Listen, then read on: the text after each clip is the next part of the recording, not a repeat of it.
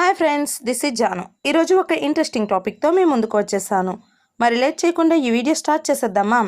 వచ్చే ఏడాది ప్రారంభం కానున్న ఐపీఎల్ సీజన్లో భారీగా మార్పులు చేర్పులు చోటు చేసుకోవడం ఖాయంగా కనిపిస్తోంది. రాబోయే సీజన్ మొత్తం కొత్తగా కనిపించబోతుంది.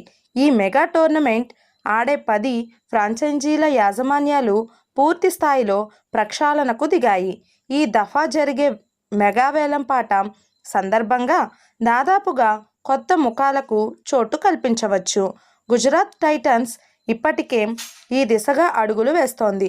ఇందులో భాగంగా తొలి వేటు హెడ్ కోచ్పై వేయడం ఖాయమైనట్టే. హెడ్ కోచ్ ఆశీష్ నెహ్రాకు ఉద్వాసన పలకాలని నిర్ణయించుకున్నట్లు తెలుస్తోంది.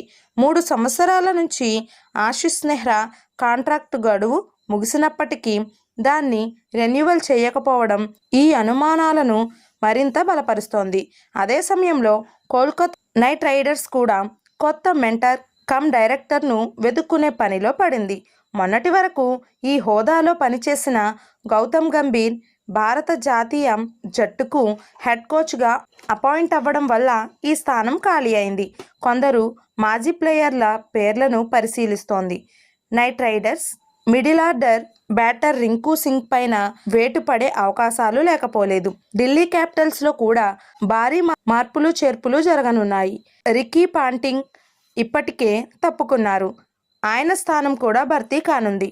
Assistant coach Praneet Amre, director Sourav Ganguly, team India మాజీ head coach Rahul Dravid, Gary Kirsten, Greg Shipperd, Paddy Upton head coach రేస్లో ఉన్నారు. ఇప్పుడు తాజాగా టీమిండియా మాజీ ఆల్రౌండర్ యువరాజ్ సింగ్ తెర మీదకు వచ్చారు. హెడ్ కోచ్ కోసం ఆయనతో సంప్రదింపులు మొదలుపెట్టినట్లు చెబుతున్నారు. హెడ్ కోచ్గా యువరాజ్ సింగ్ కోసం గుజరాత్ టైటన్స్ ఇది వరకు ప్రయత్నించింది కానీ అది సాధ్యపడలేదు. ఇప్పుడు ఢిల్లీ క్యాపిటల్స్ యువరాజ్ సింగ్కు గాలం వేసింది. భారత్ తరపున 40 టెస్టులు, 304 వన్డేలు, 58 టీ20 ఇంటర్నేషనల్స్ ఆడారు యువరాజ్ సింగ్. 2011లో ఐసీసీ ప్రపంచ కప్ గెలిచిన జట్టులో సభ్యుడు. ఐపీఎల్లోనూ మెరిశాడు. అపారమైన క్రికెట్ ఆడిన యువీ అనుభవాన్ని వినియోగించుకోవాలని ఢిల్లీ క్యాపిటల్స్ నిర్ణయించింది. ఇప్పటి వరకు ఐపీఎల్ ట్రోఫీని గెలవని జట్టు ఇది. ఒక్కసారి మాత్రమే ఫైనల్స్కు చేరింది. 2020లో ముంబై ఇండియన్స్ చేతిలో ఓడిపోయింది. మీలో ఎంతమంది యువరాజ్ సింగ్ ఐపీఎల్ మ్యాచ్ ఆడతారనేది కింద కామెంట్స్లో నాతో షేర్ చేయండి. ఈ వీడియో కనుక మీకు నచ్చినట్లయితే లైక్ చేయండి, షేర్ చేయండి. This is Janu. Thank you for watching this video.